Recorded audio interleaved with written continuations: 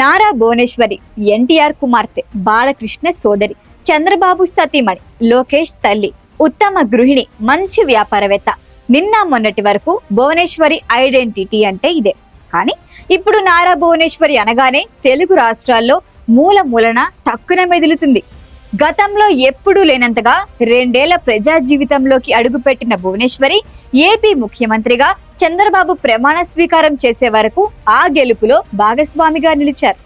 June 20న ఆమె పుట్టినరోజు. ఈ సందర్భంగా ఏపీ సీఎం, టీడీపీ అధినేత అయిన చంద్రబాబు నాయుడు తన భార్య భువనేశ్వరికి ఎక్స్ వేదికగా పుట్టినరోజు శుభాకాంక్షలు తెలిపారు.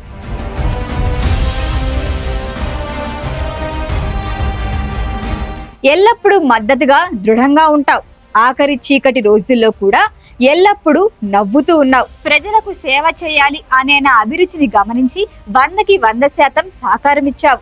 జన్మదిన శుభాకాంక్షలు భువనేశ్వరి, నా సర్వస్వం నువ్వే అంటూ చంద్రబాబు ట్వీట్ చేశారు.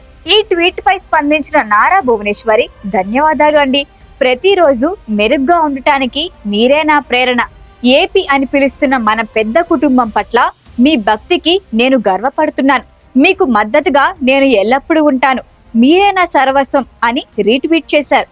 ఈ ఆనందాన్ని రెట్టింపు చేస్తూ, పుట్టినరోజు శుభాకాంక్షలు అమ్మా, మీ ప్రేమ, దయ, మద్దతు నాకు గొప్ప బలం. మీ తెలివి, దయతో మా జీవితాలను ప్రకాశవంతం చేస్తారు. మీరు ఎల్లప్పుడూ ఆనందంగా ఉండాలి అమ్మా అని లోకేష్ ట్వీట్ చేశారు.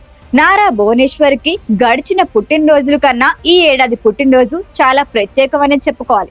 ఎన్టీఆర్ కుమార్తె అయిన భువనేశ్వరి చంద్రబాబు భార్యగా మెట్టినింట్లో అడుగు పెట్టినప్పటి నుంచి కుటుంబ బాధ్యతలలో భాగస్వామ్యమయ్యారు.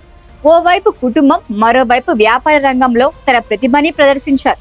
40 ఏళ్లకు పైనే చంద్రబాబు రాజకీయాల్లో ఉన్నప్పటికీ ఆమె ఎప్పుడూ రాజకీయాల్లోకి వచ్చిందే లేదు, రాజకీయాల గురించి మాట్లాడిందే లేదు. కానీ వైఎస్ జగన్ పాలన మొదలైన తర్వాత కేవలం కక్షపూరితంగా చంద్రబాబును అరెస్ట్ చేయించారని తెలిసి ఆమె వెలువెల్లాడిపోయారు.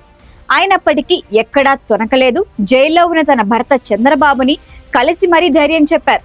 ఇల్లాలిగా ఇంటి బాధ్యతలే కాదు, అవసరమైతే ఎన్టీఆర్ వారసురాలిగా ప్రజాక్షేత్రంలోనూ ప్రతిభ ప్రదర్శించగలను అని నిరూపించేలా ప్రజల మధ్యకు తరలి వచ్చారు. అలా మొదలైందే నిజం గెలవాలి యాత్ర. నిత్యం ప్రజల కోసం, ప్రజా సంక్షేమం గురించి ఆలోచించే విజనరీ నాయకుడి అరెస్టుతో కార్యకర్తలు అల్లాడిపోయారు. ఆ పరిస్థితిని అధిగమించి కార్యకర్తలకు భరోసా ఇచ్చేందుకు నిజం గెలవాలి అనే యాత్రతో రంగంలోకి దిగారు భువనేశ్వరి. చంద్రబాబు సొంత జిల్లా ఉమ్మడి చిత్తూరు జిల్లా నుంచే ఈ కార్యక్రమాన్ని ప్రారంభించి చంద్రబాబును అక్రమంగా అరెస్ట్ చేశారు. న్యాయం కావాలి, న్యాయం గెలవాలి అనే విషయాన్ని ప్రజల్లోకి బలంగా తీసుకువెళ్లారు. ఈ రోజు చంద్రబాబు విజయం వెనుక ఈ యాత్ర ప్రభావం ఎంతో ఉంది. అయితే ఆ పర్యటనే ప్రజల అవసరాలు ఏంటో, చంద్రబాబు నాయకత్వం రాష్ట్రానికి ఎంత అవసరమో తెలిసేలా చేసిందంటారు భువనేశ్వరి. కూటమి అధికారంలోకి వచ్చాక రాష్ట్రంలో ప్రజలు తామే గెలిచాము అన్న సంతోషాన్ని చూశారు. కౌరవ సభ స్థానంలో గౌరవ సభ కొలువు తీరింది. ప్రజల ఆశలు, ఆకాంక్షలు నెరవేరుతున్నాయి అన్నారు భువనేశ్వరి. మహిళలు తమ రక్షణపై, తల్లులు తమ బిడ్డల భవిష్యత్తుపై ధైర్యంగా ఉన్నారు. రాష్ట్ర ప్రజల ఆశలు చిగురిస్తుండటం తనకు ఎంతో సంతోషాన్ని ఇస్తుందన్నారు. రాజధానిగా అమరావతి గర్వంగా నిలబడుతుంది. రైతుల జీవితాల్లో చీకట్లు తొలగిపోయాయి. జీవనాడి పోలవరం పూర్తవుతుంది. కార్యకర్తలకు సరైన గౌరవం దక్కుతుంది అంటూ తన ఆనందాన్ని వ్యక్తం చేశారు భువనేశ్వరి. కేవలం గృహిణిగా, వ్యాపారవేత్తగా ప్రజాక్షేత్రంలో మాత్రమే కాదు, సేవా కార్యక్రమాల్లోనూ ఆమె ఎందరికో స్ఫూర్తిదాయకం. సమాజమే దేవాలయం, ప్రజలే దేవుళ్లుగా భావించి ఎన్టీఆర్ స్థాపించిన ట్రస్ట్ ద్వారా 27 ఏళ్లుగా ఆమె సేవా కార్యక్రమాలు నిర్వహిస్తున్నారు. వేల సంఖ్యలో ఆరోగ్య శిబిరాలు, లక్షల మంది ప్రజలకు ఉచిత వైద్య సేవలు ఈ ట్రస్ట్ ద్వారా అందించారు.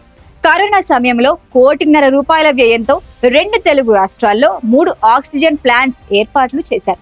ఎన్టీఆర్ ట్రస్ట్ ద్వారా పాఠశాలలను నడుపుతూ వేల మంది విద్యార్థులకు ఉచిత విద్య, వసతి సౌకర్యాలను అందిస్తున్నారు. వీటితో పాటు ప్రతిభ కలిగిన పేద విద్యార్థులకు ఉపకార వేతనాలు ఇస్తున్నారు భువనేశ్వరి. పుట్టినరోజు సందర్భంగా చంద్రబాబు శుభాకాంక్షలు తెలియచేస్తూ సంతోషంగా స్వీకరించి మీరే నాకు సర్వస్వం అని రీట్వీట్ చేశారు. అంతే. ఆయన చంద్రబాబు జీవితంలోనే కాదు, విజయంలోనూ భాగస్వామిగా నిలిచిన ఆనందం ముందు ఎంత బహుమతి అయినా చిన్నదే కదా.